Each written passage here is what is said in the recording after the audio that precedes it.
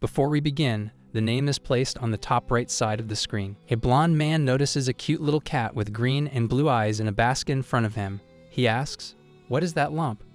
A young boy holding the basket tells the man that the cat is Toby, an attendant of Paudia Temple, and that this cat is a sacred creature offered by their temple. However, the cat thinks that he is the only man in this world whose face she knows. He is the emperor of this empire, Klaus von Bismarck. Despite his beautiful appearance, he has a ruthless and cruel nature. He is a man whose name will heat even in the fire of hell. The cat thinks, why was she sent to him out of all the people? Klaus asks Toby if he knows how to read mistletoe omens. The cat thinks that she cannot do that because she is not really a sacred creature. She hopes that Toby does something, or they are both going to die like this. Suddenly, another young man appears, holds the cat in his hand, and asks who this is. He is Lucas Walter, the Prime Minister of this empire. The cat thinks that he seems important and wonders if he has fallen for her beauty. Even though she does not know who he is, she thinks that having another ally here is beneficial. The cat has been told that she is pretty since she was born, so she is hopeful that she will charm him to overcome this situation. However, Lucas says fetching the mistletoe branches is very troublesome and asks how about letting it divine with rune letters instead. The cat thinks this guy is just crazy as well. Lucas puts some symbol rocks on the table and asks Klaus what they should divine. How about today's lunch menu? If it cannot even guess such a trivial thing, it is useless, and he will feed it to the bears. The cat is scared as hell. She thanks Toby for taking care of her so well until now. Since it has come to this, if she is going to die anyway, she is not going to be scared of these jerks and then picks up a stone. As Lucas observes the stone, he tells Klaus that this cat has chosen beef. But Klaus looks at the cat with cold eyes and says that he did not eat beef for lunch. The cat cannot believe that she made a wrong choice. Klaus says that there is nothing more to see and orders to throw the cat in the bear enclosure. However, Lucas saves the cat and says even if Klaus did not eat it, roasted beef was definitely the main dish. The cat gets some hope that she might have guessed it right. Then he presses that he just wanted to entertain Sven, his bear. But giving such a tiny furball to him will not even be a snack. However, Lucas tells Toby that Klaus will remember the loyalty of the Paudia Temple and will be with the priest and the sacred creature forever. Toby says that he is deeply grateful and takes his leave. However, the cat says that he cannot leave her here alone. Klaus asks him what he is supposed to do with this lump if he leaves. The cat also cries and requests not to leave her here because these guys are completely insane. Klaus has appointed Toby as the royal caretaker of the sacred creature. However, the cat feels sorry for him, but is also relieved. Lucas picks up the cat and tells Klaus that it is an odd-eyed cat, and it is said that odd-eyed sacred creatures see their future with their green eye. Klaus looks curious and says let's see what it can do. However, the cat is still thinking she is not a sacred creature and cannot see the future. She is just a cat, actually a human turned into a cat. The cat is thinking about where it all went wrong. She was just an ordinary banker, and her name was Lim Marie. On a particularly exhausting day, she wondered if it was a mistake to stop by a bookstore to indulge in her hobby, or maybe not realizing that the imperial family was so heartless and cruel. She wondered if it was a huge mistake to buy that book just because the cover caught her eye. After a tragic bus incident, she thought she was dead. When she came to her senses, she had become the cat in that novel. She was born to the temple cat Katrina as her kitten and was offered to Klaus as soon as she was weaned. It is absurd enough to be incarnated into a novel she had only read 3 chapters of. 2 of those chapters were character descriptions. However, the title of the novel was Klaus and Cat. Even the character description had the cat right after Klaus, so she is an incredibly important cat. The last sentence she read before the accident was about how to transform into a human, so this cat might be a humanoid. That is her only hope now, the only way to end this precarious life as a cat that might get dragged to the bear enclosure at any moment. The problem is she did not get to read how. She thinks she has to roll forward and backward, then jump from the 3rd floor. Or maybe she just needs to eat something, but it cannot be helped. She just has to try everything. Later on, when she wakes up, it is already evening. She thinks, why is it that no matter how much a cat sleeps, it is always sleepy? She hears someone saying to Klaus that a pigeon has brought a letter. A hidden illegal child of the late emperor has appeared in a remote area of the Vich state. Klaus orders Lucas to deal with the illegal child and any accomplices as traitors. Lucas asks Klaus if he did not even see who they are, but Klaus says what good it would do to see them. Unless it is a sister they can send off to Marie Herzentin, he notices the cat on the floor who is pretending to be asleep and asks why she is here. Klaus says this sacred creature has no sense. The cat notices Klaus standing just beside her. She thinks if he is trying to kick her roughly, but Klaus sits next to her and asks if she wants to guess tonight's menu. Lucas picks the cat up and asks where the royal caretaker of the sacred creature is. Toby comes in and apologizes to Klaus. He tells him that he was sending a letter to the temple and briefly stepped away. Lucas asks him if the cat always stays in this audience room. Toby tells him it seems that the sacred creature keeps coming here, maybe because it is the first place it stayed or maybe because it is warm. The cat cannot understand what they are talking about. If she is not supposed to live here, but this is the warmest and nicest place. Lucas suggests that the chamber is also warm, so should they take it there? But Klaus says bringing an animal into the chamber is filthy. Klaus orders Toby to make sure this sacred creature does not enter his chamber or residence beyond this door. The cat is surprised and thinks that she thought he would kick her out, but fortunately, there is nowhere as warm as here in the entire palace. The next day, the cat is trying a human transformation step 17, which is doing a backward roll while eating broccoli. Toby notices the cat and says that she is really good at tricks. However, the cat is disappointed that it is another failure. She looks out of the window and notices that there are people outside today. Toby gets excited and tells the sacred creature that Princess Michaela is coming today, and she is incredibly beautiful. Michaela is the only sister of Klaus. She is also the Queen of Greyhin, their allied nation. The cat is thinking that she looks so young and wonders how old she was when she got married. Talking so casually about sending off such a cute little sister like that is truly heartless. Klaus warmly welcomes his sister, present and thinking if he can be like that. Michaela's husband is also with her, and his name is Argal. He says that he's honored to have Klaus's invitation. However, Klaus says that Michaela missed the weather here so much, and she sent numerous letters. Then Klaus brings the two inside the palace. Michaela is super excited to see the cat. She says that the only companions her brother keeps are bears and hunting dogs. Klaus tells her that it is a sacred creature sent by the Temple of Pavia. Lucas tells her that she has even guessed Klaus's lunch menu using rune divination. Michaela thinks that is amazing. She asks Toby how old the cat is. He tells her that she is about 2.5 months old. The queen cannot believe the cat's beauty and says how can it be so small and cute? Its fur is so soft and its nose is so tiny. However, the cat is happy hearing all this and thinks she is quite the adorable one. She gives Michaela a little fan service by cutely stretching her body. Michaela is totally captivated by her charm and asks her brother if she can keep this cat. Klaus says that she can take it, but Lucas reminds him that the sacred creature of the temple cannot go outside of the empire. Michaela asks what this little cat's name is. Come to think of it, the cat also realizes that she does not have a name. Toby tells Michaela that they have been calling it the sacred creature. Michaela is upset that something this pretty does not have a name yet. She says the Harella royal family is heartless, just like their master.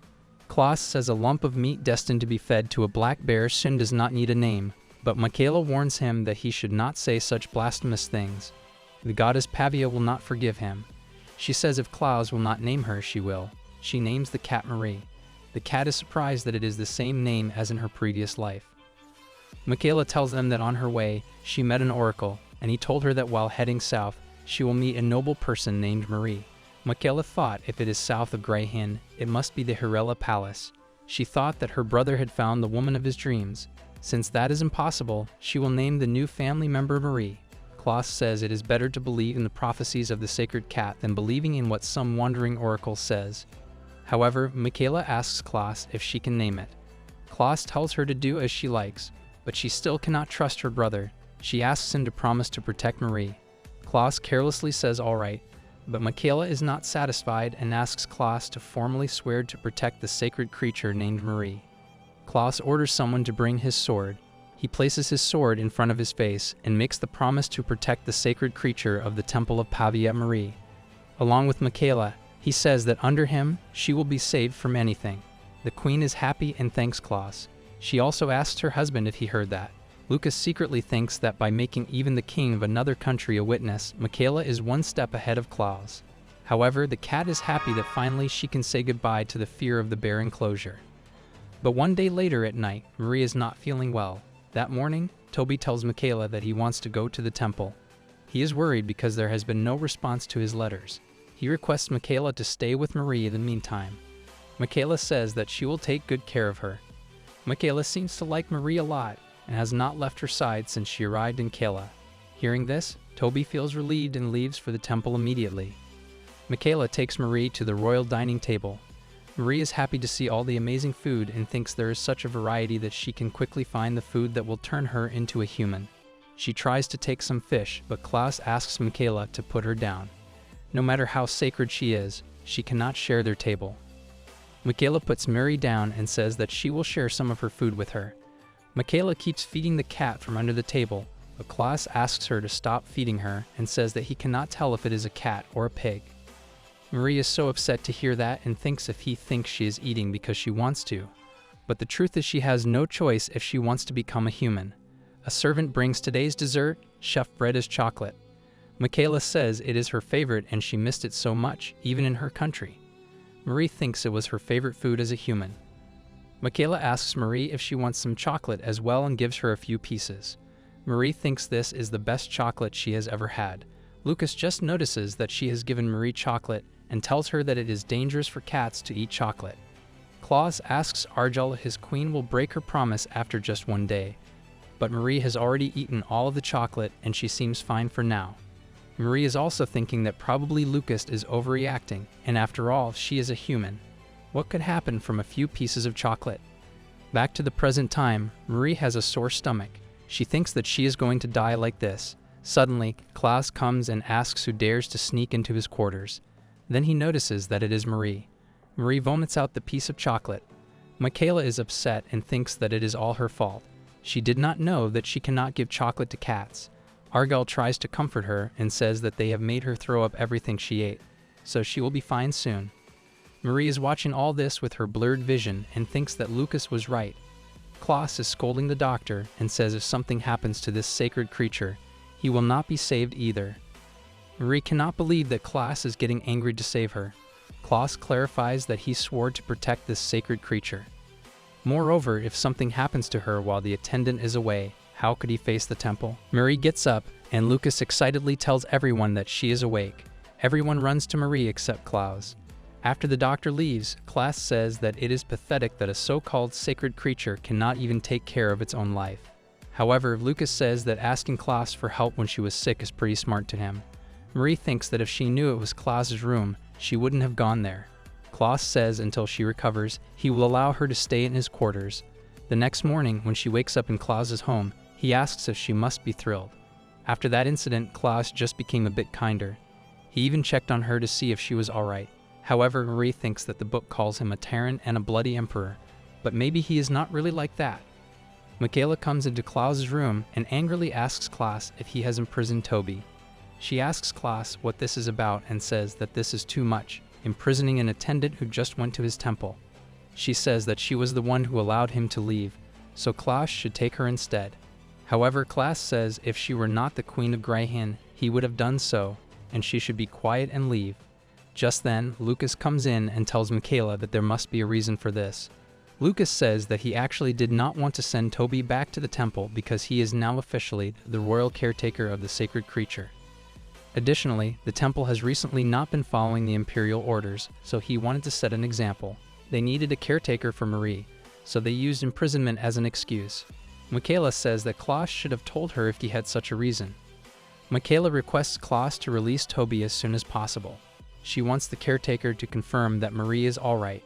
After Michaela leaves, Klaus asks Marie if having no sister is a big blessing. However, Marie thinks that it is better to not have a brother like him. Later on, Toby is released, and Marie is happy to see him. Toby is almost crying and says that she has become so thin he should not have left her. Fortunately, he was released after just one day. Later on, Toby brings food for Marie and says that he asked Lydia to make salmon porridge for her. Marie is excited to see it because it has been so long since she had it. Since the chocolate incident, Michaela has only been giving her milk. Someone comes in and says that she likes it hot, so why cool it down, and asks Toby to just give it to her as it is. It is none other than Klaus. Marie wonders why he is an emperor when he could be a model. She cannot understand why he is staring at her like that. Klaus asks Toby to give him the porridge and tries to feed Marie, but it seems like the master does not know about the cat tongue. He continuously tries to feed Marie, but she seems to have an attitude. After all his efforts, Klaus says that it is his order to eat the food. Finally, Marie finishes the porridge, and Klaus says that he is glad she is eating well. However, Marie thinks that this guy will definitely kill her someday. Klaus tries to pet Marie, but he seems hesitant, so Toby shows Klaus how to gently touch her. However, Klaus says there is no point in touching a beast. Later that night, Toby sets a bed for Marie and says it is time to sleep. He is so glad that she is getting better. After a week she has fully recovered, but a new problem arises. Marie cannot sleep, and she really wants to hunt. However, her inner self is getting mad and trying to remind her that she is still a human and must not forget it. But Marie cannot stop herself when she sees a mouse. While hunting the mouse, she comes out of the palace. She cannot understand where she is now. She hears some noises. It's Toby presenting something when the princess is with him. For a woman, it causes either miscarriage or infertility, but it is not life-threatening. Either way, it is good for them. People behind the door are saying that it appears harmless on the surface, so it is perfect for avoiding suspicion of poisoning. Someone asks, "What about Lucas, who is always by his side?" But the other one says he will not eat it if it is sprinkled with nut powder since Lucas has a severe nut allergy. Marie thinks they are targeting Klaus and wonders who these madmen planning to kill the king are. The door is closed, so she cannot even see their faces. She thinks she needs to get to Klaus and runs away. When she reaches Klaus's quarters, she finds that he is sleeping soundly. Marie wonders why she is so worried about this guy, but they definitely mention poisoning. She will just take a quick look and leave. Klaus is sleeping peacefully and has no idea that someone is trying to kill him. Suddenly, Klaus wakes up and notices that Marie is on his bed. Marie thinks she needs to run, but instead Klaus carries her in his hands and asks if she is in pain somewhere. Marie shakes her head. Klaus asks Marie if she can understand what he is saying. However, he ignores that and puts the cat on the bed, then falls asleep once again. Marie cannot believe how an emperor can be so careless. She has no choice but to protect him as he swore to protect her. This concern is out of loyalty. The next morning, Michaela asks Marie if she slept well, but Marie does not come to her because this is not the right time for all this. She sits next to Klaus. Lucas laughs and says that they even shared a bed last night. How come they got so close so quickly? Klaus tries to explain that she came early in the morning and he did not turn her away because he was worried she might get sick again. Marie is very serious, but she finishes all her food. Of course, she needs energy to fight back the evil. Marie is now suspicious of everyone. She keeps a close eye on everyone who comes to the royal court. She is particularly wondering about someone who met Klaus yesterday. After taking a break from the royal court, Toby comes to Marie and asks if she is cold, but she shakes her head. Toby excitedly says that she is truly remarkable. Lady Katrina could not express herself so well. By the way, Katrina is Marie's mother. Klaus asks Toby if the sacred creatures often express themselves. Toby tells him sometimes they show what they like and dislike. Lucas says if this is true, they should ask Marie what she thinks of Lucas, if he is handsome or not. She takes a minute to look at him properly. He has a pleasant appearance, a smart mind, broad shoulders, and long legs. Of course, he is handsome, so she nods her head. Lucas gets happy and says, as expected of a sacred creature, she has a keen eye. However, Klaus is not very happy with this judgment and asks what is handsome about that pale face. He says it is because Lucas has not seen the sun. He is always locked up from morning till night doing Klaus's work. Anyway, Klaus says that this lump has no taste. Lucas also gets annoyed and says they should ask Marie which one of them is more handsome. He asks Marie to raise her right paw for Klaus and left for Lucas. Marie cannot believe they are being serious. She takes a moment to analyze both of their faces and then raises her right paw, because she only has one life, and secondly, it is true that Klaus is more handsome. Klaus feels extremely happy and orders to give Marie the finest grilled salmon tonight. The next day, when Marie wakes up, Klaus is already gone. Marie thinks he must be out hunting again. It has been quiet for days, and she wonders if the voice she heard that night was just a dream. But it was definitely real. The only hint about the poisoning is food with nuts, and there is too little to go on. She cannot just stand by and do nothing. For now, she will keep an eye on Michaela while Klaus is away. Michaela is having a nice tea time when guards inform her that the sacred creature is here. Michaela asks Marie how she got there and if Toby brought her. Toby says that he just followed her and ended up here. Michaela cannot believe that Marie has memorized the layout of the palace and starts kissing her. Meanwhile, someone interrupts their moment and says this must be the famous sacred cat. She is a young girl with red hair and asks Michaela if she can hold Marie. However, Marie is automatically on alert. Michaela says that this is her dear friend, Princess Emma Schmidt. She came to the capital from the Vish estate in the Schmidt territory to see her. Now Marie understands who she is and calms down. Emma is surprised and says that it seems like she understands what they are talking about. Michaela proudly says, of course, she is very smart. However, Emma asks Michaela if she has heard the news that the princess of the Elves Empire is gathering a huge amount of gold coins and jewels as a dowry for his majesty. They believe that after all their enmity toward their empire, now they want to Marie. They have caused so much struggle for Klaus' army and still have not learned. Marie wonders where Els is and if they have a bad relationship with Keela. Maybe that's why the threat was from there. Emma says that might be true, but a strategic alliance could be formed. Michaela does not say anything and just looks at her. Emma asks Michaela why she is looking at her like this. Michaela says it seems like Emma still has a crush on her brother. But Emma tries to brush it off and says it is just typical admiration that young girls have. Michaela says she is the only daughter of Duke Schmidt and is the closest to becoming an empress. Michaela says that she will arrange for her to sit next to His Majesty at the dinner. However, Marie thinks having a crush on Klaus is such a peculiar taste. But she is relieved that at least she will not try to poison him. A pretty and sweet girl like that, if she is with Klaus, they must suit each other. But thinking about it makes Marie uncomfortable, and she thinks that she might be hungry. Later on, at the dinner table, Emma is very nervous. She is wondering what if she makes a mistake in front of Klaus. Michaela advises her to just be herself. Klaus and Lucas arrive for dinner, but Lucas does not look very happy. He must have been dragged out for a morning hunt. Michaela welcomes them and thanks Klaus for allowing Lady Schmidt to join them today. Emma greets Klaus with respect. Michaela says that today's main dish is venison, taken from the deer Emma brought from Vitch. Klaus asks if that is all she has to say. If she is done talking, they should sit down because if Lucas stands any longer, he might collapse. Michaela makes Emma sit near Klaus. Klaus notices that Marie is sitting far away today, so he asks her to come closer. Michaela says she heard that Klaus caught a game today. Lucas tells them it is winter, so they only got 2 foxes. Michaela appreciates it and says catching 2 in this cold weather is impressive. She asks Emma if it is true, and she also acknowledges and says it is truly impressive. She also asks Klaus if, as winter deepens, he will move the royal court to Lula Palace near Vitch. The late emperor always moved there around this time. Klaus gets angry and says, "Since when does a mere lady comment on Klaus' residence?" Emma apologizes and says that Vichy is warmer and there are still plenty of game. However, Klaus does not accept her apology and says she overstepped. Lucas thinks talking about the late emperor in front of Klaus is not a good idea. However, Marie thinks she just invited him to the state and got scolded like that. She thinks Klaus has no manners. Suddenly, an old man comes with a serving tray and says that dessert is ready.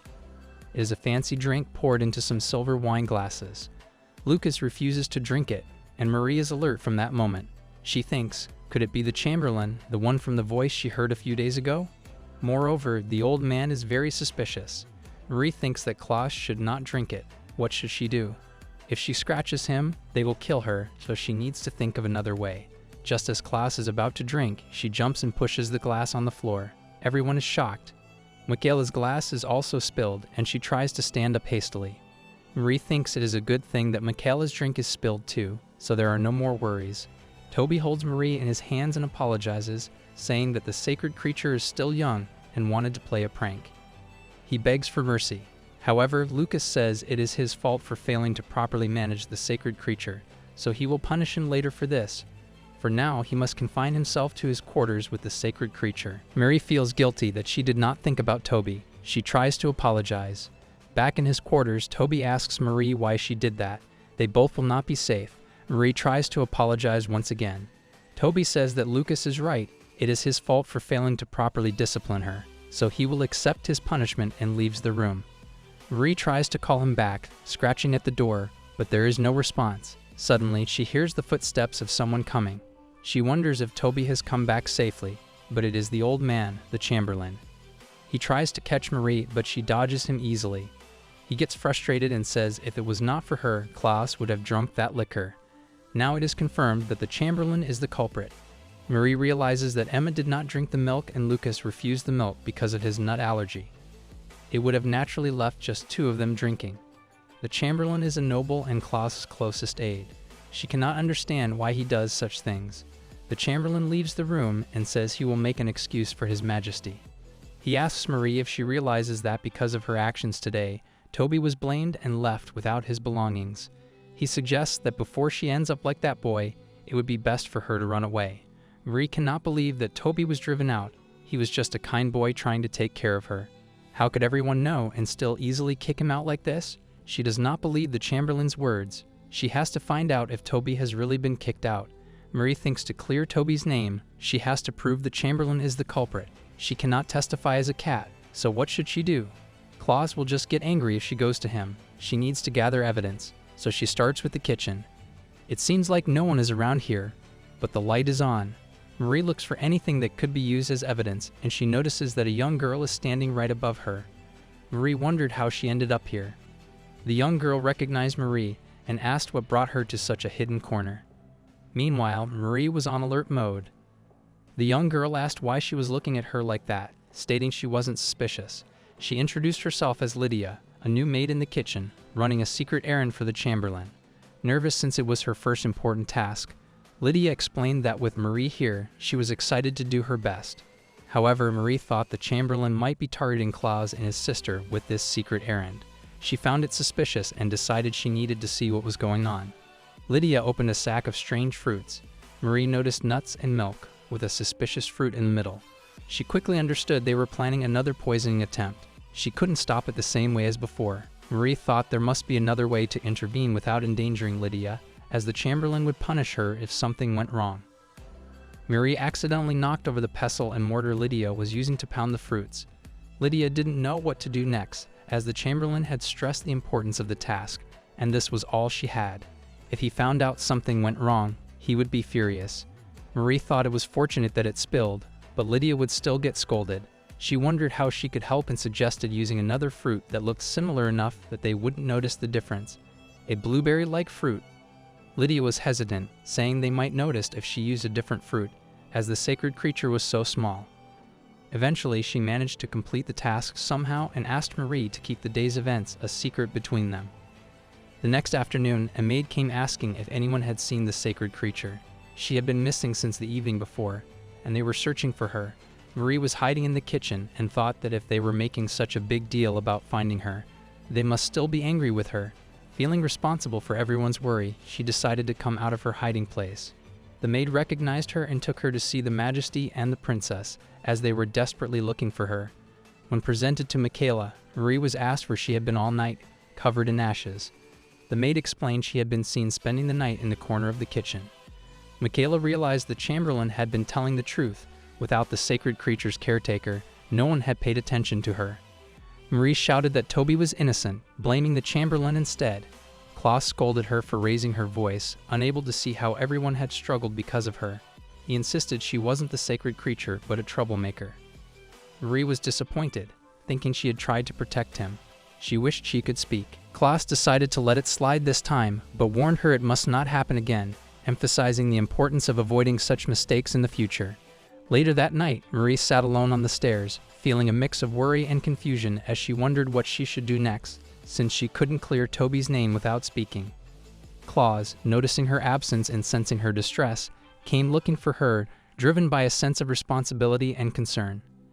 Marie wondered why he was seeking her out when she hadn't caused trouble.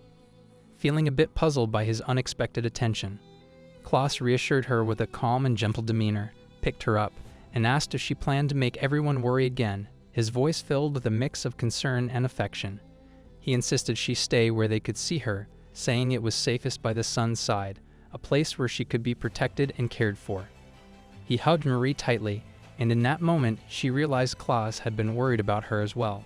Klaus is having dinner with Michaela, Lucas, and Emma. He gave Marie a huge piece of unsalted cheese to eat. She advised her not to eat anything and get sick again. Marie is surprised at how all the food here is so melt-in-your-mouth delicious. Michaela says it is nice to see Klaus and Marie getting along so well. Klaus says it is just to prevent her from causing more chaos in the palace. Michaela asks Klaus what he will do about the position of the sacred creature's caretaker. Michaela says she will soon return to Greyhin, and he cannot keep Marie by his side forever. Klaus says that Lucas is looking into it, but they have not found anyone suitable because they cannot appoint anyone in haste. Michaela suggests, what about Emma? She is a noble lady with proper manners and education, so she can take care of Marie with great attention and teach her as well. She has also met Marie a few times, so they should be comfortable with each other. However, Marie thinks she is not very comfortable and would rather be alone. Emma asks Klaus if she can. Klaus says it seems suitable to him, but Marie thinks if it is not Toby, she does not want anyone. Michaela cannot believe it and asks if he is really allowing it. Lucas says nothing is better than seeing the kitty comfortable. Michaela says to Emma that she trusts her to take care of Marie. Emma also affirms that she will do her best to take care of the sacred creature. Klaus says since the meal is over, he orders to bring the dessert, and once again, the Chamberlain has served the milk liqueur. Marie hopes that it is the one Lydia made. Klaus drinks the whole glass, and nothing happens. Later at night, the cat is sleeping with Klaus, but she is feeling uneasy. Klaus seems fine, but the Chamberlain even comes to check on the room. If he realizes that the liquor is not poisoned, he would harm Lydia. So Marie gets up and decides to check on her because she is worried. Marie wonders if she is in the kitchen today. On her way, Marie hears some voices and follows them. The Chamberlain is scolding Lydia, but she says that she followed the recipe he provided. The Chamberlain gets frustrated and orders Lydia to make this recipe again, and says that he will pay her extra to keep her mouth shut and gives her a bag of those suspicious fruits. He says if she fails again, she will be thrown out of the castle and lose her mother. She has no other choice but to follow his orders. As she is about to pick up the gold coin, Marie comes to her and touches her hand as if she is trying to ask Lydia if she is okay. Lydia picks Marie up and puts her in her lap and asks what she should do. Lydia comes to her room and she is crying continuously. However, Marie thinks that she tried to handle it alone, but is back to square one. If she acts without thinking, Lydia will be in danger, and the Chamberlain will get away scot-free. She needs a fundamental solution. Dashak says to Marie that he must be angry because she did not complete the task properly. He emphasizes that it is important and she messed it up. But when the Chamberlain said that, she seemed quite resilient. What did he mean by that? She asks Marie if she should do as he says. She is afraid something will go wrong because of this, but then she thinks about what the Chamberlain said. If she fails again, she will be thrown out of the castle and lose her mother. So she decides that she will make it and think about it later. But Marie picks up the sack of poisoned fruit and takes it with her. Lydia tries to follow her and asks Marie to give it back. If she doesn't have it, he is going to be in big trouble. But Marie runs away, thinking that she took the drink's main ingredient. Who can she ask for help? If she takes it straight to Klaus, Lydia will be in trouble. Then she thinks about Lucas. He handles many tasks Klaus assigns. Someone like that would not be involved with the Chamberlain, and he is still working in his office at night. He is surprised to see Marie there. She is confident that Lucas can handle this if she gives him the sack of fruits. Lucas gets happy and thinks that she brought them for him to eat. But Marie tries to explain that it is not it, and that this is not a joke. So Lucas comes up with a solution and asks Marie to put her paw on his hand if he is right. He starts investigating and asks Marie if this is related to the action she has taken recently.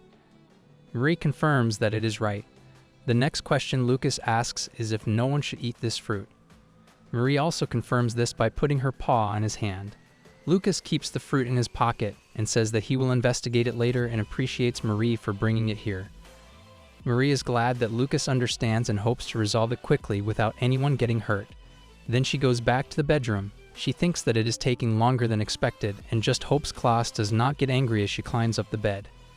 The cat is happy that he is sleeping soundly but just tells Klaus the same. He told her not to wander too far and said that she took Klaus' order too lightly. Marie tries to explain herself, but Klaus is not in the mood to listen. Marie cannot believe that he is sulking because she did not listen. The next morning, when Klaus is working in his room, Michaela comes in and asks if she can have a moment. Klaus allows her to come in and asks if she is ready to leave. She says yes, but asks why he packs so much for her. It will not fit in the carriage, and Argyll will be surprised to see all this. But Klaus says that it is the reduced amount. He asks Michaela if her husband has arrived safely because he left in a hurry. Michaela says yes, and that he is waiting for her. so Klaus asks what the real reason she is here is. Michaela says that she has brought a gift for Marie, a cute little cardigan. She shows it to Marie and asks if she likes it. But when she notices Marie, she gets worried and asks if she is not feeling well and why she looks like that. Klaus tries to explain that maybe she did not sleep well. However, Marie thinks that she did not sleep a wink trying to calm him down. She does not even have the energy to be angry. Michaela says it seems that Marie had a tiring night. A voice says indeed, what could a tiny creature be up to all night? Later at night, Marie comes to see Lydia because she was worried about her after she left like that yesterday. She is wondering if taking the fruit made her lose her mind. She was just trying to help. However, Lydia says that after she suddenly left yesterday, the Chamberlain came and surprised her. He told her to handle the fruit and even gave her a gold coin as a reward for her hard work. Lydia says that she thought she got involved in something bad, but it turned out fine. However, Marie is wondering if he has stopped poisoning. Why did he suddenly stop the plan? She cannot understand that. Marie is still wondering what his real plan is. Stopping the plan just as Michaela is leading makes her wonder if Michaela was the original target, or if Lucas already resolved the issue. She does not know who the target was or why it started. At least it seems like they can breathe easy for now. She will finally be able to sleep peacefully for a while. A few days later, in front of the palace, Michaela is ready to leave. She hugs Marie and advises her to stay healthy and asks Emma to take good care of her.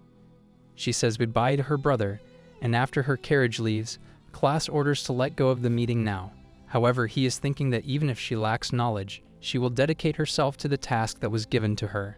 Klaus pets Marie and says he will be back soon, so she must behave herself while he is gone. However, Marie is sad and wonders when she will get to see Michaela again. She is also worried if Toby is doing well. As soon as they enter the palace, Emma gives Marie to the servant and asks why Klaus smiles at that. She orders 2 of the maids to take care of Marie from now on. It will be an important link between her and Klaus. 2 days after Michaela left, Emma is enjoying a great tea time while the servants are trying to keep Marie happy. Emma notices that Marie is not eating her snacks today. She says to the servant that pleasing Marie is not easy, but she must know that if anything goes wrong, she will not be saved either. However, Marie is thinking it seems harder to please Emma than to please her. As soon as she hears that Klaus has come back from the hunt, she picks up Marie and says, "Let's go to greet His Majesty." Emma's actions after that were even more shocking, using Marie as an excuse to walk beside Klaus and trying to play with Marie in front of him. Klaus firmly believes that Emma demonstrates a remarkable ability to handle the sacred creature, exhibiting a natural affinity that impresses him. Lucas concurs, noting that the sacred creature appears exceptionally content in Emma's presence. In stark contrast, Marie holds a completely different opinion. She perceives Emma's interaction with the creature as nothing more than a calculated attempt to win Klaus's favor. Marie feels that Emma shows no genuine happiness with the creature and views it merely as a tool for manipulation. As soon as Klaus leaves, Emma immediately hands the creature back to the servant, expressing her relief at being rid of it. She confides that she only keeps the creature to please His Majesty and feels an urgent need to wash herself afterward. Marie, observing this, suspects that Emma harbors no real affection for the creature and contemplates whether she should have pleaded with Michaela to bring back Toby instead. This stark contrast in their perceptions underscores the complexities and tensions underlying their relationships. After Emma washes up, the maids attend to her hair while she leisurely sips wine, savoring a rare moment of relaxation. Suddenly, a guard arrives to retrieve the sacred creature, explaining that His Majesty prefers to sleep with it. Emma seizes this opportunity to present herself in a new light to Klaus. She asks the guard to wait and declares that she will personally deliver the creature to His Majesty tonight. Upon reaching Klaus's bedroom, the guard announces Emma's arrival with the sacred creature. Klaus, engrossed in his work, allows them to enter without looking up, instructing Emma to leave the creature and depart. Emma tries to engage him in conversation, commenting on his late-night workload and suggesting that having a consort to care for him during such times would be beneficial. Klaus responds coldly, questioning her audacity in offering him advice. Disheartened, Emma takes her leave. Klaus then states that he has never permitted women in his bedroom and instructs Marie to come alone next time, noting the late hour and suggesting they both get some rest. Marie wonders if Klaus's aversion to women would persist if she became human and ponders whether he would still want her around as she transformed into a woman. A few days later, while strolling in Klaus's garden, a young girl inquires of Emma whether she has been seeing His Majesty often and asks how he is, questioning if he is as cold as rumored. Despite recalling their last encounter, Emma lies without hesitation, asserting that he is always kind to her and suggesting that the rumors are unfounded. Later, Lydia arrives with a basket of fish, and Emma notices Lydia making eye contact with Marie. Furious, she calls Lydia over and reprimands her sharply, saying, "How dare you make eye contact with the sacred creature?" Lydia kneels down in front of them and asks for apologies. She says that it was thoughtless of her. The sacred creature is so beautiful that she could not help it. Emma says since she is kneeling and apologizing, she will let it slide this time. But does fish smell this bad even when it is frozen? Then she asks the bunch of noble ladies she has invited to come along. However, Marie is thinking that taking out her frustration on a child because she is in a bad mood makes her a horrible person. Marie wishes she could speak. She feels sorry that she cannot help Lydia. Inside the grand and ornate palace, Emma and all her companions formally greet Klaus with a sense of reverence. Marie comes running toward Klaus with urgency. Klaus, noticing her haste, inquires what the matter is. Emma, attempting to defuse the situation, claims that it appears the sacred creature desires to remain by His Majesty's side. She calls out to Marie, but Marie, feeling betrayed, refuses to respond, perceiving Emma as a deceitful person. In an attempt to retrieve her, Emma grabs Marie, but in the struggle, Marie's paw inadvertently injures her. Witnessing this, a maid rushes over to assist. Klaus immediately orders the maid to take Emma to the doctor to have her injuries thoroughly examined. Klaus comments that there is never a dull moment when Emma is present and instructs her to apologize to the lady involved. Due to an imminent meeting, Klaus entrusts the Chamberlain with the care of the sacred creature and the responsibility of checking on Emma's condition. The Chamberlain, following his orders, visits Emma. He inquires about her well-being, and Emma reassures him that it is merely a scratch and should not leave any lasting scars. The Chamberlain informs her that he was directed to bring Marie to her, but points out that this incident has successfully captured Klaus's attention. He emphasizes the significance of Emma's role, stressing that she must win Klaus's heart and ascend to the position of Empress to strengthen their family's influence. Marie, now more aware of the situation, realizes that both Emma and the Chamberlain are relatives, and that their intervention in the poisoning plot was not just due to Michaela's departure, but also because they saw an opportunity to exploit Emma's connection with the inner circle of the family. Emma acknowledges that achieving their goal will require her to use Marie, despite the challenges. The Chamberlain advises her to coax the sacred creature gently. However, as Emma attempts to hold Marie, the cat bites the Chamberlain and escapes.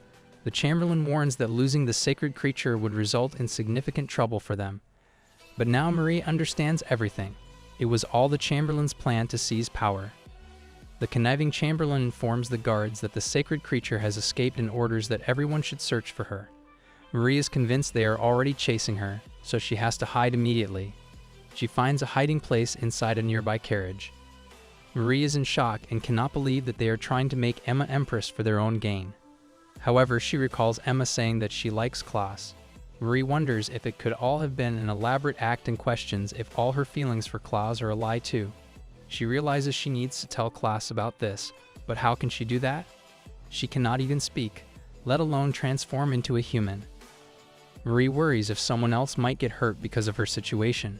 She thinks that there is no time to hesitate, and she decides resolutely that she is going to find Klaus.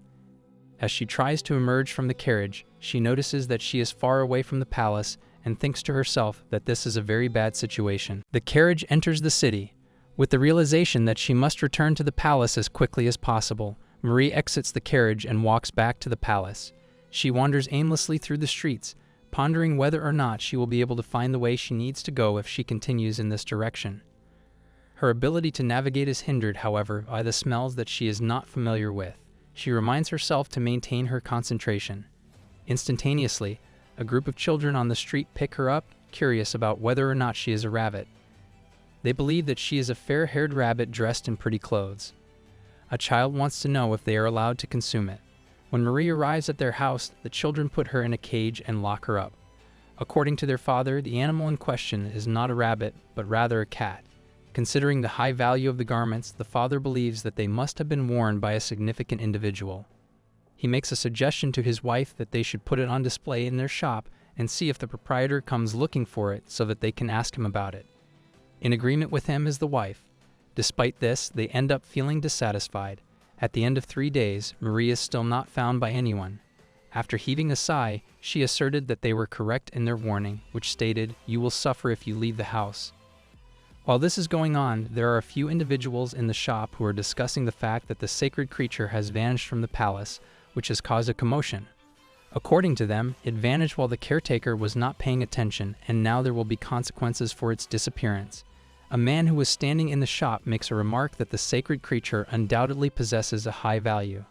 The woman who is sharing the news mentions that she was told by someone that it has white fur and eyes of varying colors, which give it an appearance that is mystical. Just at that moment, they notice Marie in the cage, who appears to be an exact replica of the creature that was described.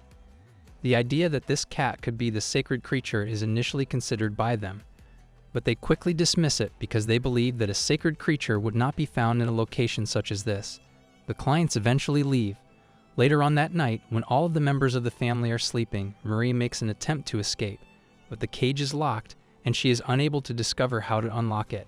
She makes a mental note of how diligently they are looking for her and how the news has even made its way outside the realm of the palace. She has come to the conclusion that she must return to them and let them know what is going on. The poor cat cries, feeling almost hopeless, and contemplates the reasons why she never seems to be able to get anything right in her life. She is sorry that she did not choose a more suitable location to hide, or that she did not stay with Emma before discovering Klaus. Because she was so preoccupied with the fact that Klaus was in danger, she made the situation even more precarious. When the father returns the following day, he places Marie once more on the front counter of the shop. Additionally, he assures her that she will locate her owner today. Exactly at that moment, an unanticipated client shows up. As far as she is concerned, she came to purchase some herring. It is mentioned by the father that he has heard that she works at the palace, and he inquires as to whether or not they have still not located the sacred creature. The palace guards have been seen searching the streets for it, according to him. Due to the fact that they have not discovered it within the palace, Klaus has also ordered a search to be conducted outside. According to the father, this is a serious matter, and they had better locate her ASAP. When Marie looks at the customer, she realizes that it is none other than Lydia. After paying for the herring, Lydia asks Marie, "What are you doing here?" Before picking her up and leaving her, "All of the people who work at the palace are looking for you." In order to inform the father that this is the sacred creature, she brings Marie out of the room. In order to return to the palace, Lydia takes Marie. As they get closer and closer to the palace, Marie begins to believe that she is finally under protection. First, Lucas takes notice of Lydia and inquires about what is going on. After that, he recognizes Marie. Lucas asked Lydia who she was and if she was trying to steal the sacred creature. The next thing he did was ask Lydia to explain what had taken place. After listening to everything that Lydia had to say, Lucas asked Marie, how did she end up here? Lydia went into great detail about how she had initially located Marie. However, the fact that you have returned is a relief. Because Lucas did not want there to be any confusion about whether or not she had taken Marie, he asked Lydia her name and asked her to leave Marie with him. He also requested that she return immediately. After stating that she came to an understanding, Lydia handed Marie over to Lucas and then departed. During this time, Lucas informed Marie that they ought to depart immediately because His Majesty was waiting for them. After that, he led Marie to Klaus's room, and as soon as he walked in, he observed that it was a complete mess, with Klaus standing in front of the window. Klaus was informed by Lucas that he had located Marie, and that, fortunately, she was in good body condition. While Klaus was holding Marie in his hands, Lucas believed that Klaus appeared to be exhausted and must have been experiencing a great deal of anxiety. After announcing that he would put Emma, the person responsible for the sacred creature, on trial, Klaus also issued an order for the execution of all of the protection personnel. However, Lucas stated that this would be extremely extreme. It was explained by Klaus that the caretaker had failed to fulfill her responsibilities, and that the guards had disobeyed the order to locate the sacred creature. Therefore, how could it be considered excessive? Klaus stated that the delivery of the sentence would take place the following morning. Lucas, on the other hand, requested that he reconsider his decision. However, Klaus were adamant in his refusal, stating it is a royal command. If he requires further explanation, in light of the fact that Lucas was unable to utter any further words, Klaus informed him that he could depart if he was finished speaking. After leaving the room, Lucas informed him that he would speak with him the following day. Klaus experienced a fall to the ground when he was the only person left in the room, along with Marie. Marie pondered, What exactly is the matter with him? Could he be ill? During this time, Klaus inquired of Marie whether she had such a strong aversion to the palace that she had fled. An attempt was made by Marie to explain that it was not because she detested it. She left on her own, according to the caretaker and the chamberlain, according to Klaus, who told Marie about it. Marie was questioned by Klaus about whether or not she was aware of the reason why he was referred to as the son of Kayla. In the distant past, numerous principalities and lords engaged in conflict with one another in order to acquire control of Kayla. He fought to protect Kayla, destroying anything that stood in his way without showing any mercy. He was victorious. At some point in time, the war came to an end, and he became the ruler who ensured that everyone remained at peace. He was lauded as the sun that shines on Kayla as a result of this because of his actions. It was necessary for him to lose a great deal, including everything that he considered to be his. Despite the fact that he did not want to lose anything anymore, he continued to be an unstoppable sun that no one could touch. It was then that he reached out and touched Marie's face, telling her that she must never again be absent from his side. After that, he dozed off on the ground by himself. Marie was under the impression that Klaus was terrified, which was the reason he initially acted so distant. He attempted to isolate himself out of fear that he would cause harm to other people as a result of his actions. While she was sitting close to Klaus, she expressed her regret and promised that she would never again abandon him. In the royal court the following day, Lucas revealed to Klaus the names of the 100 individuals who were required to be put to death. However, he went on to say that because there were so many courageous young men who were going to be put to death, there would only be 2 executioners left. Klaus questioned Lucas about the specifics of what he was attempting to imply. The execution of 100 men at the same time, according to Lucas, would result in problems with the security in the capital, so it would be preferable to simply behead the guard captain and hang his head on the drawbridge. This would serve as a message to the guards that they should act in accordance with his wishes. After that, Lucas handed Klaus the document that contained the name of the guard captain. When Klaus read the document, he became enraged because it stated that the guard captain, Lucas, would be put to death. Lucas got down on his knees in front of Klaus and explained that he was the one who issued the orders to the guards until Marie was located, and that he was responsible for everything that had happened. So he asked Klaus to put an end to this situation with him by himself. In response to Lucas's question, Klaus asked, "Does he think Emperor's orders are a joke?" After that, he pulled out his sword and pointed it at Lucas, asking him if he believed that he would not carry out the plan simply because he had asked him to in the first place. Marie leaped forward and pushed his hand just as he was about to launch an assault.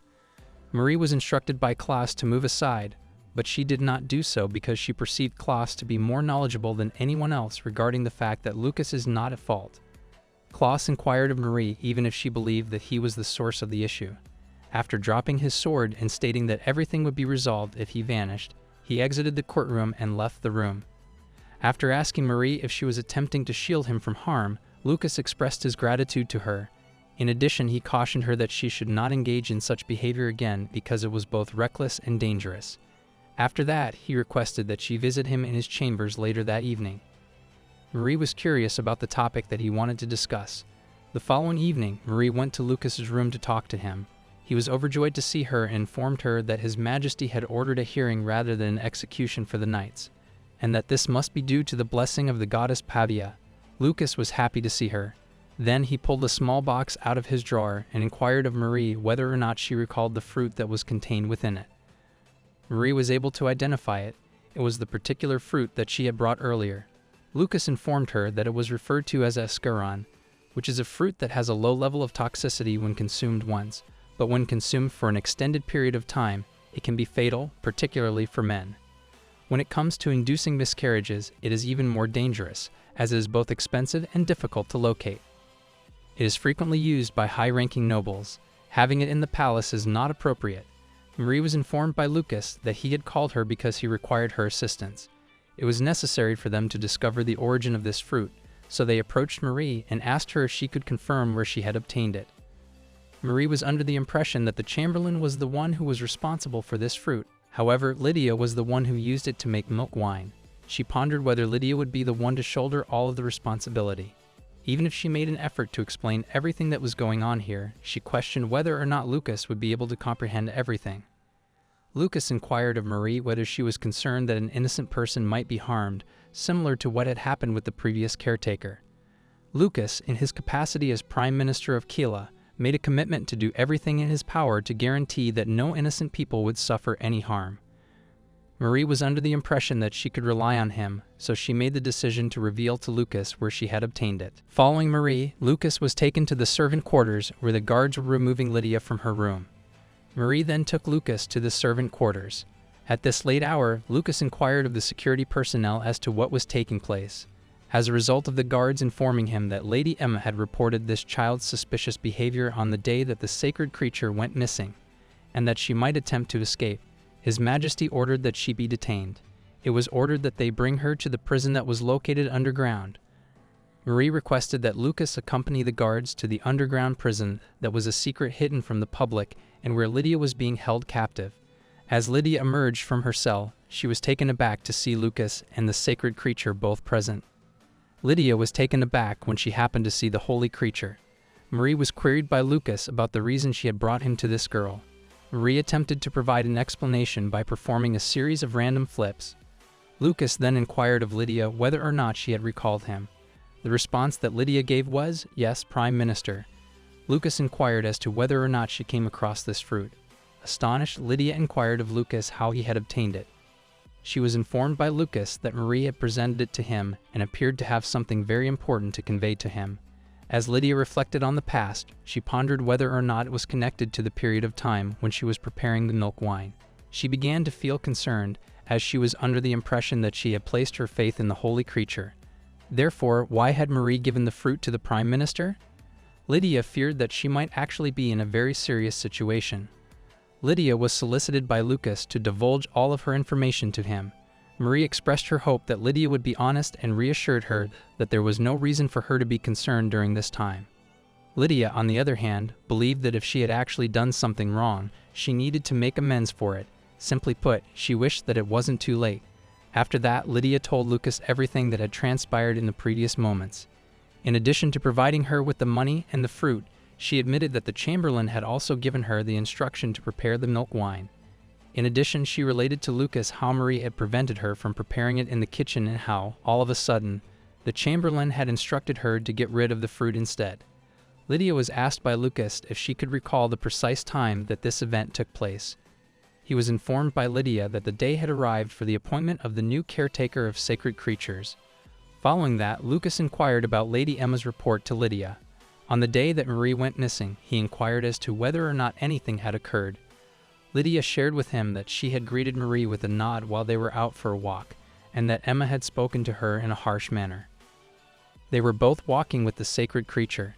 That Lady Emma would behave in such a manner, claiming that she was not carrying out her responsibilities as the caretaker and that she was picking fights with a servant, was something that Lucas could not believe. Lydia then inquired of Lucas whether or not she was going to be punished by the goddess Paudia for her actions. She was under the impression that if she had been more careful, none of this would have transpired. In order to reassure her, Lucas stated that he had previously made a promise to Marie, which was that no innocent people would be killed or injured. He referred to the possibility that it was the will of the goddess Paudia that they had come to this location in order to safeguard her.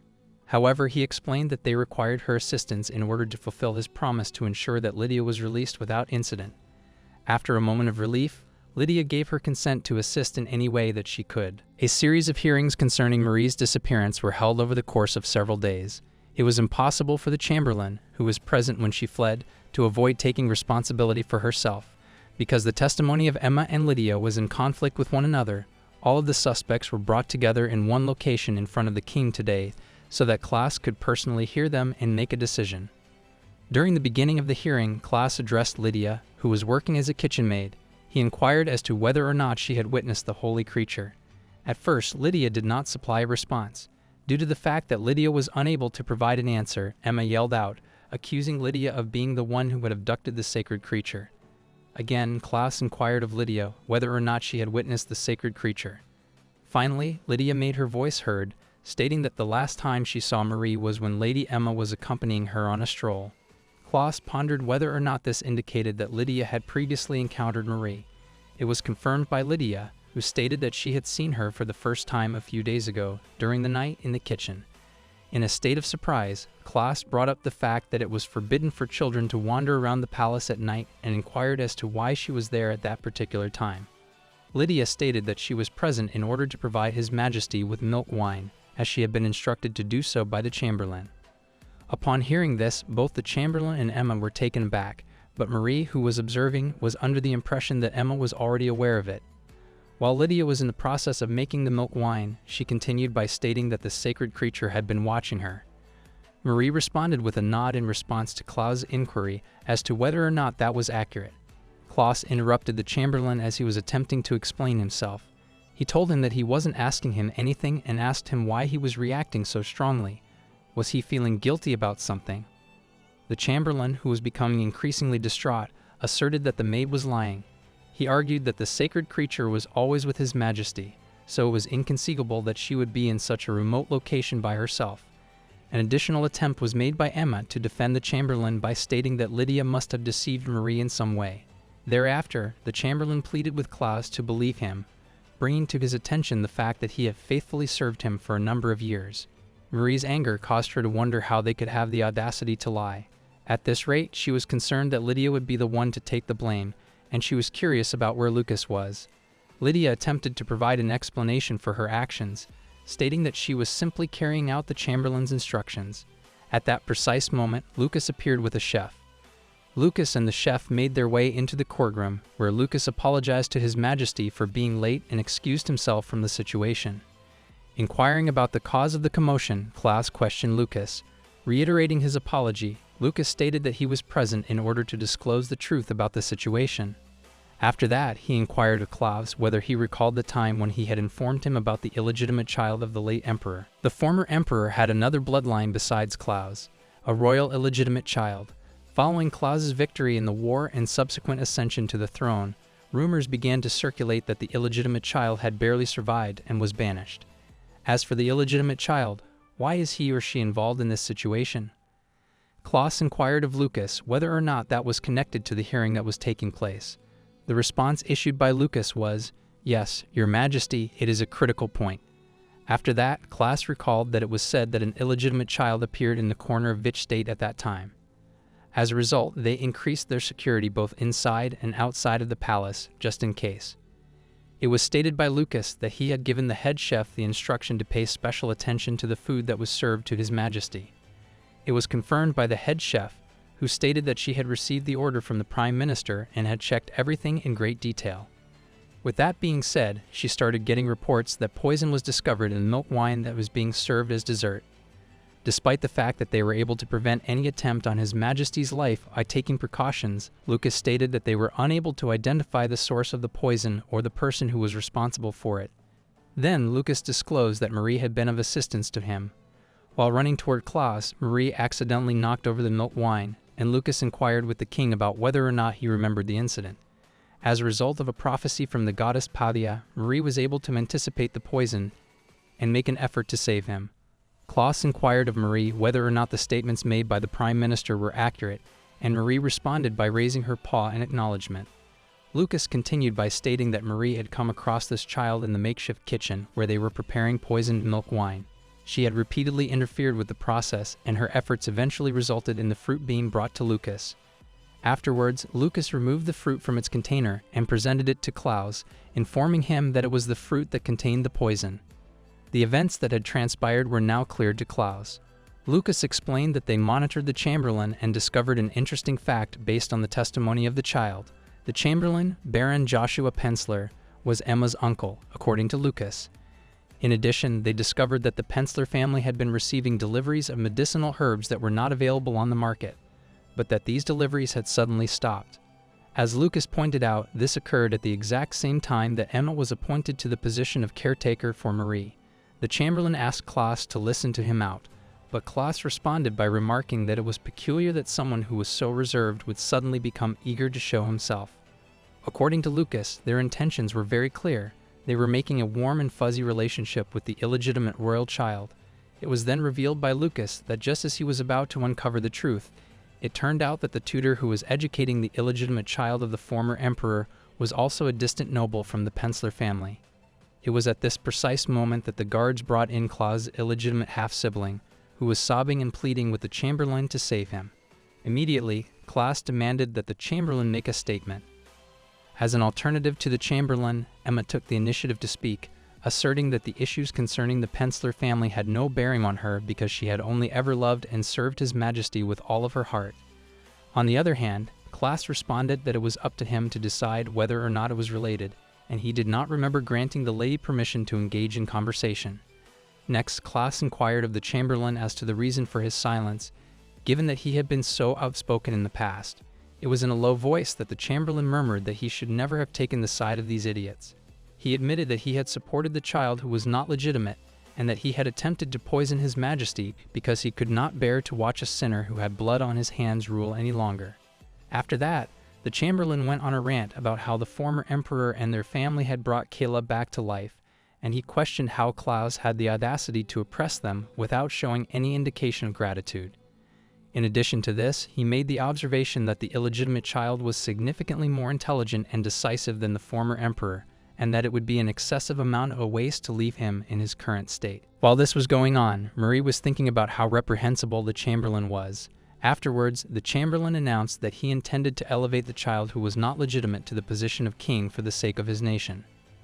After interrupting, Lucas stated that there was no longer any need to listen to what was being said, and he then gave the order for the guards to remove the Chamberlain.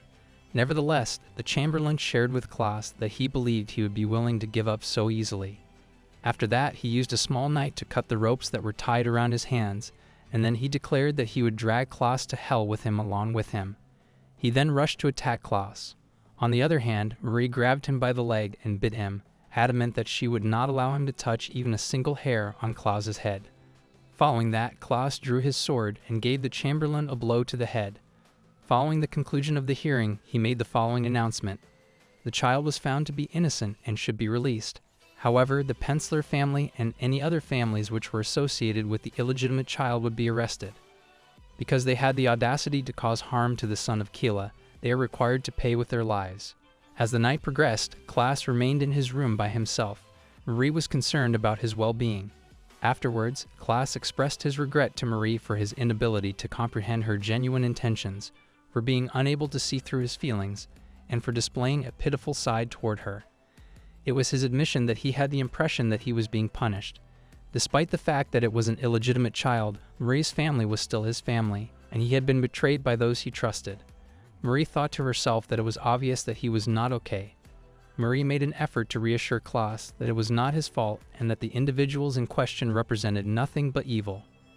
When Klaus observed her efforts, he inquired of Marie whether or not she was attempting to console him.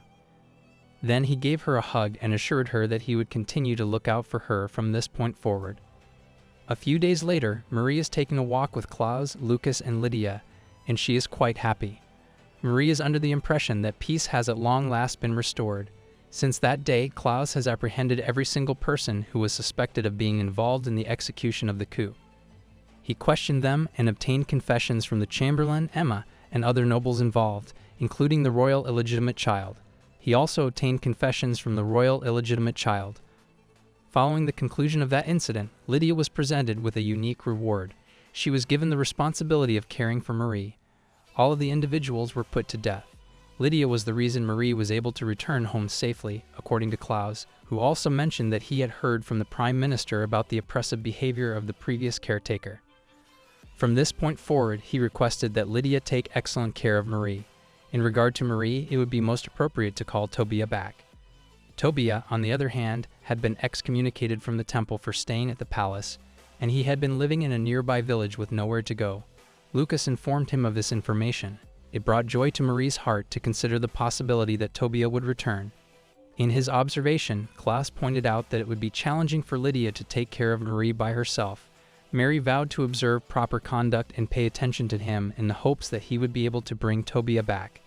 Within a short period of time, Tobia came back, and Klaus instructed him to take care of Marie and Lydia from this point forward. Lucas, on the other hand, reminded Klaus that it was an appropriate time to get ready. In light of the fact that they were running out of time, Klaus requested that Marie accompany him. Marie was completely clueless about their destination, but Klaus assured her that she would find out. At a later time, Klaus was present at a magnificent ball. However, Marie did not appear to be very pleased about the event. She believed that Klaus ought to have informed her about this event in advance, and the amount of gifts that were given to her was overwhelming. While speaking to Marie, Klaus mentioned that it appeared that everyone was impressed by the divine nature of the sacred creature. While Marie was thinking to herself, she realized that she did not possess any divine blessings or anything remotely similar. She, too, had not anticipated that Klaus would present her with a present. However, he had presented her with a necklace that would serve as evidence that she was his. Exactly at that moment, Lucas arrived in search of Marie. Pierre asked Marie if she was having a good time at the banquet, and if she was taken aback by the suddenness of everything that was happening. The thought that was going through Marie's head was, of course I was surprised to be suddenly dressed up and brought to a crowded place. That was something that Lucas acknowledged as being understandable, and he also mentioned that His Majesty was eager to formally introduce her and express his appreciation for her contribution. Despite the fact that Lucas expressed his concern when Klaus mentioned the possibility of making a necklace for Marie using the royal ruby, His Majesty was able to locate the ideal necklace for her. Marie, on the other hand, believed that this was nothing more than an overwhelming gift. Marie was instructed by Lucas to maintain her excellent health and to continue guarding His Majesty. Since her arrival, His Majesty had undergone significant transformations. He appeared to have become more stable, and everyone had the impression that he had become more gentle. Following that, Klaus arrived in search of Marie. While Lucas was telling Marie that it appeared as though Klaus was looking for her, he suggested that she go ahead inside and that he would follow shortly after. After Marie entered the building, Klaus inquired about the region in which she had been wandering around. It was his opinion that she must be getting used to the idea of escaping. Because Marie believed that he had abandoned her first, she became enraged. During this time, Lucas pulled out a delicate bracelet and was under the impression that Marie had taken the spotlight away from him. During the later hours of that night, Marie was sleeping when she had the sensation that someone was touching her. To her surprise, a stunning woman was standing in front of her when she opened her eyes. It was a mystery to Marie who she was and how she had arrived there. The woman claimed that she was Pavia, the goddess of the sea. Marie was taken aback when she realized that the lady was actually capable of comprehending what she was saying. Due to the fact that Marie had been granted her blessing, the goddess stated that it was natural for her to comprehend her. Marie was then informed by the goddess that she was a child with a soul that originated from another world, and that she would face additional challenges in the future. Marie was perplexed by her statement, as she believed that the fact that she was unable to transform into a human was already a challenging situation. Exactly at that moment, Marie was transformed into a human being. The goddess had just informed her that she would be sharing her abilities with her in order to assist her in overcoming these challenges. Marie is surprised and thinks about what is happening. Klaus wakes up from his sleep by the sound of voices as he inquires of Marie what she is doing over there. After taking a look at her, Klaus concludes that she is nothing more than a typical cat, and he instructs her to return to her sleep. It is during this time that Marie is attempting to re-establish a connection with the goddess. She is inquiring as to whether or not she has left yet, as she is in desperate need of that power in order to transform back into a human. After a month has passed, Klaus is currently traveling with Marie by Hazel Lake. The guard is informed by him that they will be present for a period of time. Marie is met with the sight of a stunning young lady staring back at her when she looks at her reflection in the water of the lake. Even though she wants to show it to other people, it appears that no one else can see it besides her. This has been the case ever since that day, and she wants to show it to other people. She believes that it must be because of the power that the goddess bestowed upon her, but she is still unable to comprehend what those words actually mean. In the moment that Klaus observes Marie gazing intently at the water, he inquires as to what she is doing and cautions her that she might end up falling into the water. The royal veterinarians had been contacted by Klaus not too long ago, and they determined that Marie is suffering from depression. In a state of surprise, Klaus inquired about the possibility of depression in an animal. It was explained by the physician that animals, like people, are capable of feeling emotions and that they are able to empathize with and comfort human feelings. In his conversation with Klaus, he explained that Marie, the revered spirit, has always been by his side, and as a result, she has been more affected. The physician suggested that it might be beneficial for Marie and Klaus to engage in activities that they both enjoy doing together. This is the reason why Klaus made the decision to accompany Marie to this lake. It was suggested by Klaus that it would be enjoyable to go for walks like this on other occasions. After that, Klaus mentioned that he has been having a lot of dreams recently, and that in these dreams, he keeps seeing a particular woman. Initially, he was under the impression that it was nothing more than a dream. The second time, he questioned whether or not he was under some kind of spell. However, beginning with the third time, he found that he was unconsciously looking forward to it. According to Klaus, the woman in his dreams has a hair color that is reminiscent of Marie's fur in some particular way. Given the degree of similarity between the two, he stated that if she were human, she might have the appearance of the woman he saw in his dreams. As soon as Marie hears this, she begins to cry. While attempting to console her, Klaus tells her that her fur is the most beautiful thing in the world. Marie is asked how she would feel about going hunting with him, whether it be for wild boars or eagles, because he is capable of catching all of them for her. When Marie thinks about the woman who appears in his dreams, she becomes enraged. Klaus had previously stated that he had a strong aversion to women, but Marie eventually finds her composure. Klaus makes the observation that she is very skilled at providing solace to other people and admits that at this point, he is wishing Marie were human, at the very least so that they could communicate with one another. Despite the fact that everyone is feeling down recently, he tells Marie not to cry and assures her that he will provide her with anything he can. Marie believes that Klaus has not committed any wrongdoing, and she is perplexed as to why he is treating her with such kindness. It's an interesting fact that all it takes is one word from Klaus to put her at ease. After that, Klaus conveys to Marie the message that they ought to return to the castle. During this time, Marie is contemplating the fact that she must remember to express her gratitude to him once she regains her human form. Marie is asked by Klaus how she would feel about a special feast that will take place tonight.